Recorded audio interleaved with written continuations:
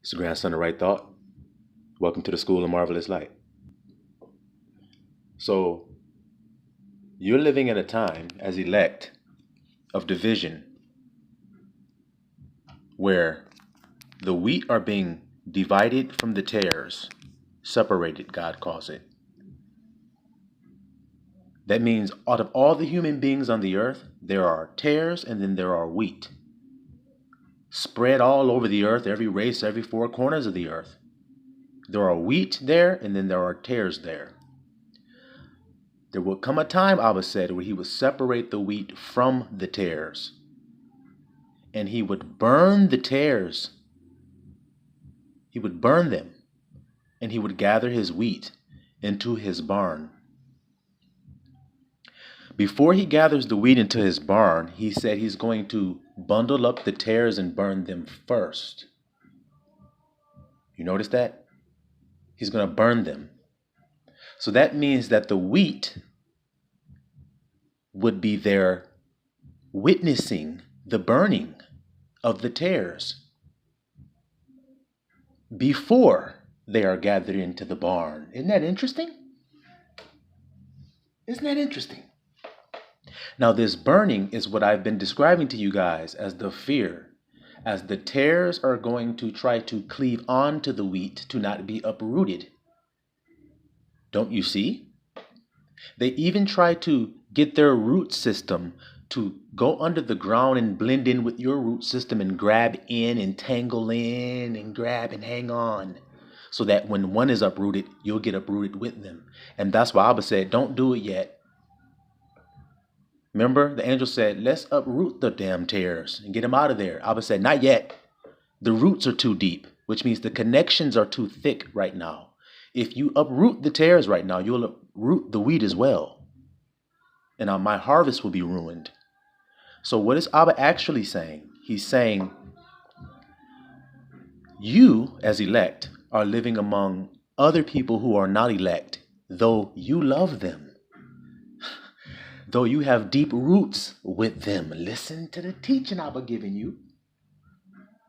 You have deep-seated relationships with these people because you've grown together for a long time. So a lot of you have root systems that are intermingled and entangled. And if Abba would have just grabbed the tares, your mother, your children, your brother, your sister, your spouse, that is a tare, if you would have just grabbed them and ripped them out too soon before you had seen what it was and been prepared for the loss, you would have been uprooted. It would have killed you. It would have killed you. You understand? So he waited in his great patience and long suffering and love for you. He waited until your eyes were open and the scales fell from your eyes. And you were able to say, okay, Abba, you're right. I see. I accept. My heart is ready for the separation now.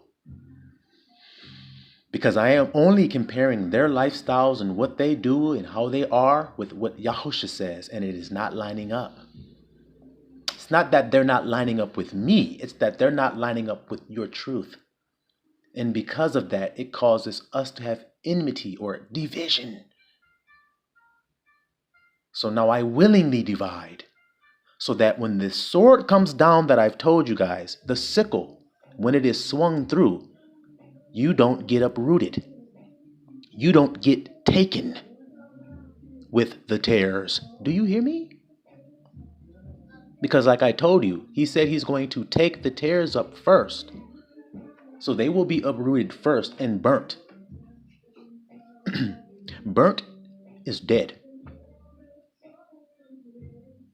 You understand why I said it would have killed you? Let's say you were married and you didn't know that your wife was a tare. And you were just going along life, just loving her, just thinking everything's all hunky-dory. And then she suddenly is killed because of her wickedness and her sins. You don't know that. You don't know she's wicked and sinful. So you don't understand why she died. So you are mad at God and you are more separated from God. And you're just in sorrow and despair every day and can't move and can't get out of bed and you die, you see. But when you can see the truth and you can see that they are willingly sinning and refusing to come to the truth and confess it with their whole heart before the Most High, and you know that, and you know that, you know they're unwilling. Now you know they're a tear. And so when they die, your heart is prepared for it. Because tares that are thrown into the fire, they don't come out the fire. You hear that? So now, this particular dividing time causes something to happen to the elect in particular. We want to illuminate that for you so that you can understand what's happening. You see? You understand? So that you're not confused as to these new feelings you feel. This new way of being you have to be. Like we were discussing, aloof, indifferent. See, you must be indifferent if the people around you are dying. You must be aloof if all the people around you are dying, including the people that you loved, are dying. You have to be indifferent to that, knowing what it is. The wages of sin. He didn't lie. He didn't lie. So something is going to change in you because you used to just run after and try to save and try to help and try to talk all day and try to work with these people, and there were tares all along, which means, can they be saved if they're a tare? Nope. So if you tried to save them, aren't you wasting your time? Yes, you are. So we're going to get some insight into that in particular through a parable of Yahusha, because he told us everything. Go to the book of Matthew, chapter 25. The book of Matthew, chapter 25. I'm going to start at verse 1.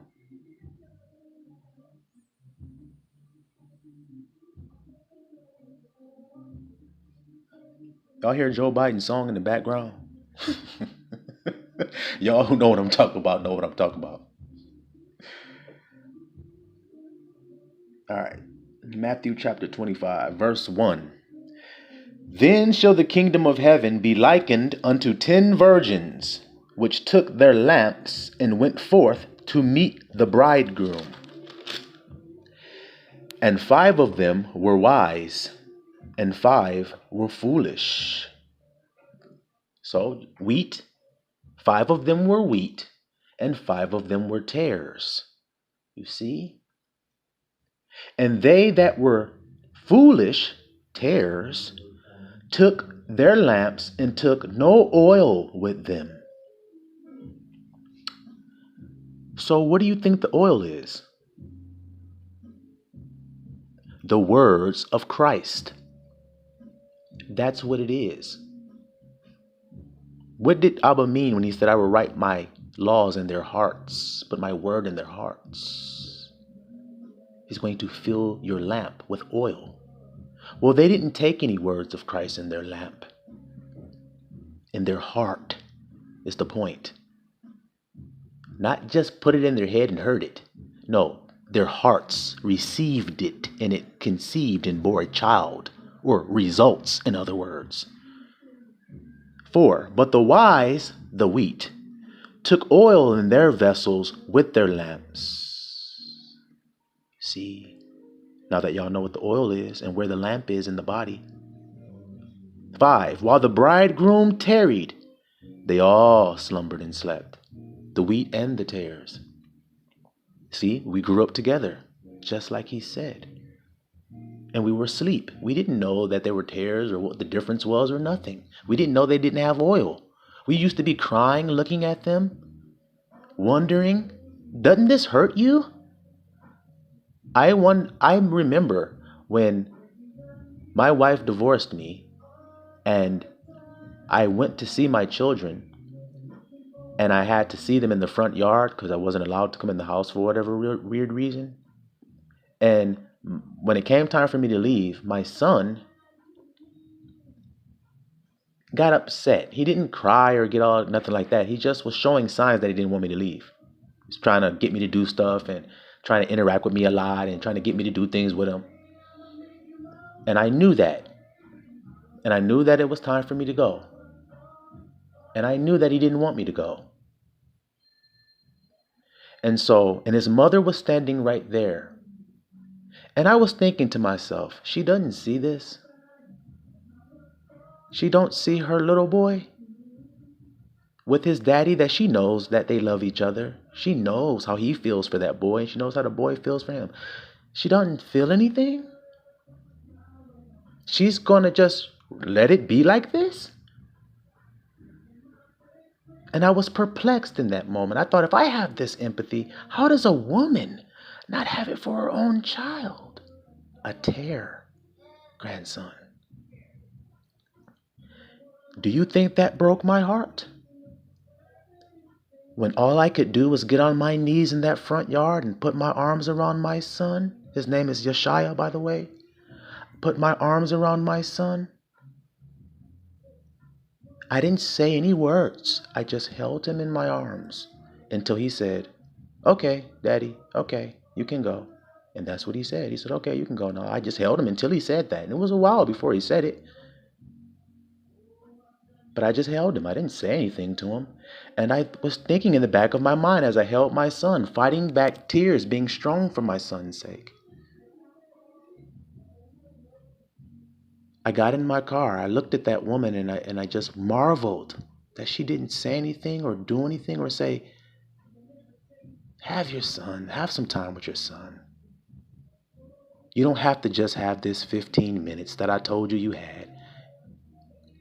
Go spend some time with him. Go take him. Go spend some time with him. I trust you. I know you'll bring him back to me." That never happened because there was nothing, no oil in there, which means there were no words of Christ convicting her in that moment, telling her to be compassionate toward her child, to be compassionate toward her brother, to be forgiving toward her brother. None of that. No oil. You see? So while the bridegroom tarried, they all slumbered and slept. Verse 6. And at midnight, there was a cry made. Now, I want to ask you guys, during your day, is that the majority of the world's time when they're slumbering or relaxing or laid back and chilled out around midnight? Most people aren't on high alert at midnight, right? So at midnight, in unsuspecting time, there was a cry made, "Behold, the bridegroom cometh, go ye out to meet him." Then all of those virgins arose and trimmed their lamps. So all 10 awoke when they heard the call. See? The wheat and the tares woke up. You hear that? And the foolish said unto the wise, listen, remember I told you they come to the ark. The tares coming to the ark, like I said in my last video. Hear this parable, hear it. And the foolish said unto the wise, give us of your oil. Y'all get it? Give us of your oil, for our lamps are gone out. I have no hope. I'm hopeless. It's dark. I can't see. You see clearly, though. So give me that oil. So what is Christ revealed to you through this parable, through what the grandson has showed you right now in real time? What time is it? That means the call has already gone out to meet him. Meet him where, grandson? In the Holy of Holies, the ark, the chamber where you get consummate. In the chamber, the bridal chamber, the Holy of Holies. That's the Holy of Holies of your house, where you and your wife lay and conceive children. That is the holiest part of your house, the most sacred part of your house.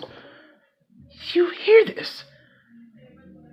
So now, they said their lamps have gone out. So what does that mean? Their hearts are broken, have gone out. They have no light in there. Leave them.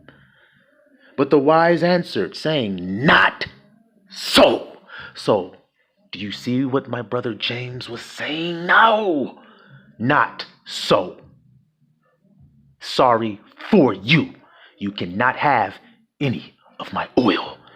My oil is for me. Obviously, Yahushua's saying that right now in this parable. If y'all can stick with me, you can stick with me, elect. This is for you.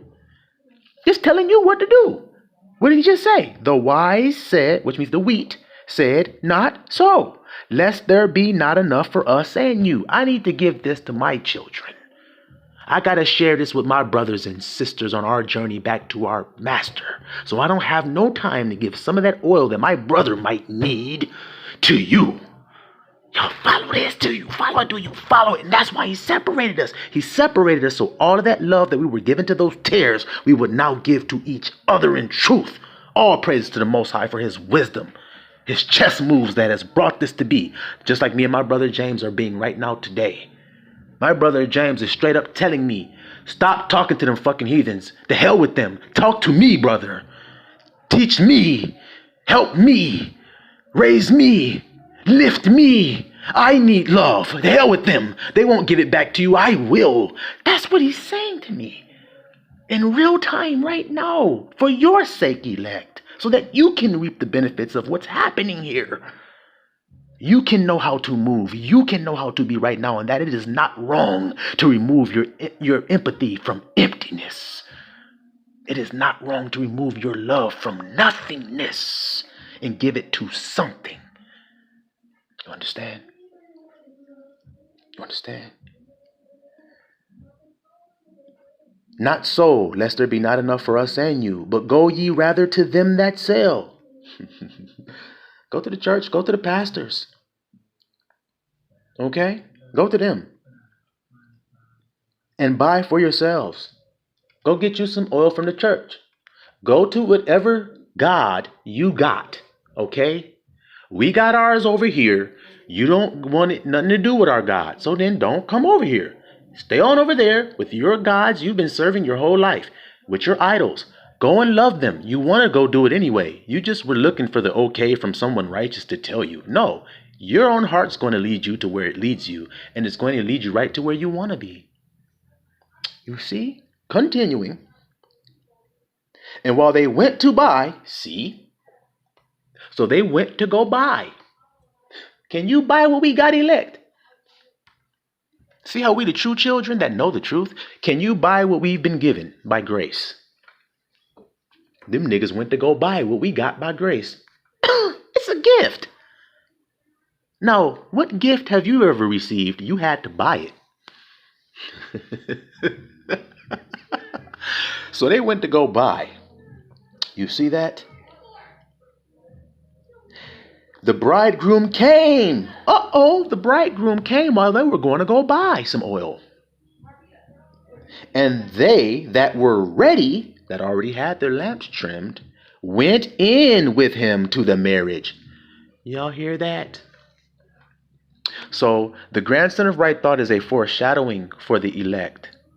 What happens to him will indeed happen to you. Because we are one body. So what I tell you is happening for me is happening for you. When I'm saying things about the grandson of right thought, receive them for yourself because we are one body. So if I put some food in my mouth, yes, it tastes good in my mouth, but every part of my body is going to take that food and use it for fuel. My feet are going to use it, my eyes, my ears, my hair, my nose, my brain, my heart, my lungs, my skin, my everything is going to benefit from what I put in there. Or not, depending on what I put in. You see? One body, one love, one God. Hear, O Israel, the Lord our God is what? Echad. Let's go. So they went in with him to the marriage, and the door was shut. Oh my goodness gracious. So when the grandson said, Most High called me to the ark, that means this call in this parable, see, it already went out. When I made the video saying, come into the ark, the door is shut, it's called. That had already went out and we already been brought in and the door is already closed.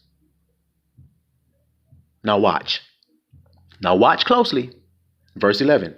Afterward, after what? After the door was shut, came also the other virgins. What virgins? The tares. See? The foolish ones. After came also the other virgins, saying, Lord, Lord, open to us. Why won't you answer our prayers? Why won't you hear me, God? God, what? You heard me before. Why won't you hear me now? That's the hell that they're going through, that you're not, because you are in the presence of God.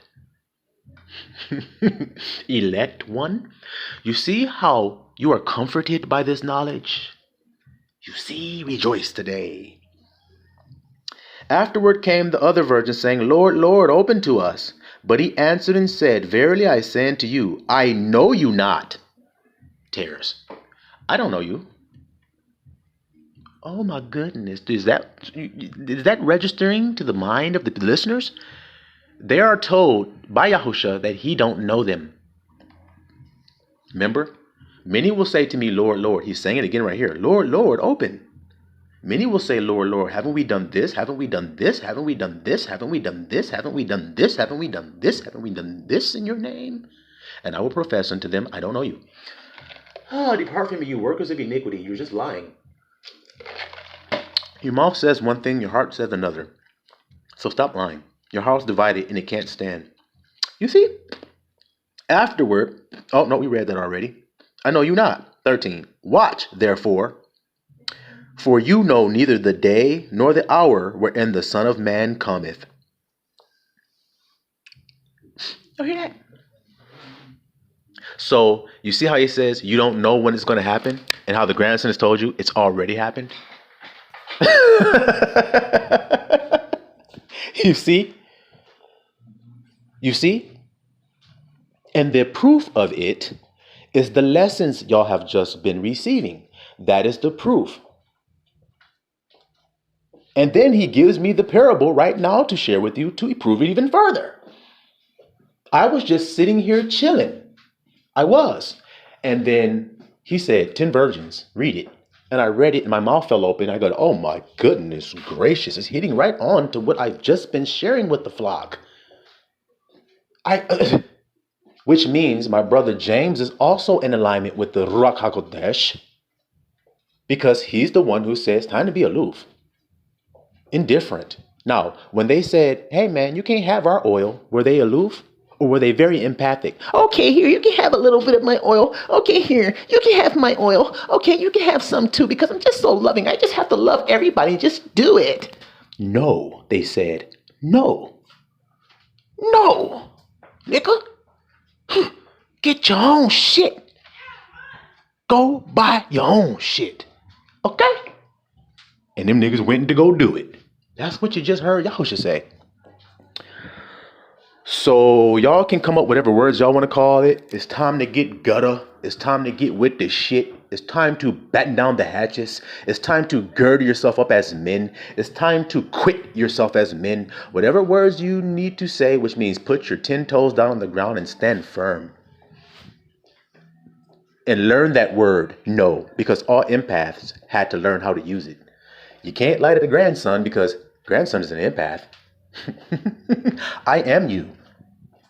That's how I can comfort you. How can I comfort you if I'm not you? If I haven't gone through the things you've gone through, how the hell could I succor you? How could I help you?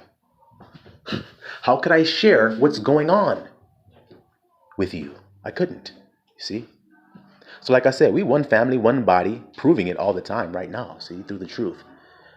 See, the true children of Yah, what does it say? It says, our spirits bear witness that we are the children of Abba Yah. And it also says we cry unto him, Father Abba, because of the spirit that is within us. You see? So you wheat. You have grown and went through many hardships to get where you are.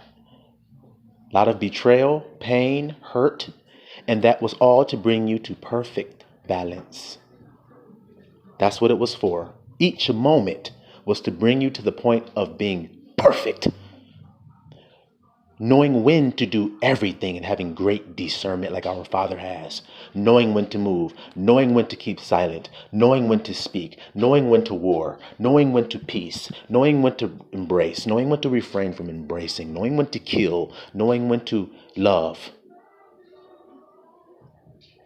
You see, knowing when to do the right thing, knowing when to show empathy and when not to. You see that? So through this parable, he is giving us the green light to tell them damn foolish virgins, no, you can't have my oil. Or as he further said in the scriptures, do not cast your pearls before swine. For if you do, they will trample it under their feet, and then they will turn and rend you up. That's all. So that's why you don't give them any of your oil. You see? And damn sure, before I end this message, don't give them any of your own ideas. None. A nigga starts asking you to give you some type of pointers or some ideals that are outside of Yahusha's words. Don't do it. Refuse, matter of fact, to do it. And why am I saying this? Because when Yahusha was tempted of the devil, he didn't use his own words or make up anything. He actually used scriptures from the book of Deuteronomy to triumph over that devil. He didn't just start saying things. Nigga, you can't fuck with me, devil. Yeah, hell yeah. Who you think you trying to fuck with? That's not what he said. He conquered him with the word, and he didn't use anything extra or superfluous. Only what's necessary. No waste. You see? So now, that is the time we're in now, elect. So it's time to embrace one another, to give love to one another, patience to one another, kindness to one another, long-suffering to one another, hoping all things together again, bearing all things for each other again, enduring all things together as one family, one body, one heart, one mind, in Christ, in our Father, Abba, Silawam Israel.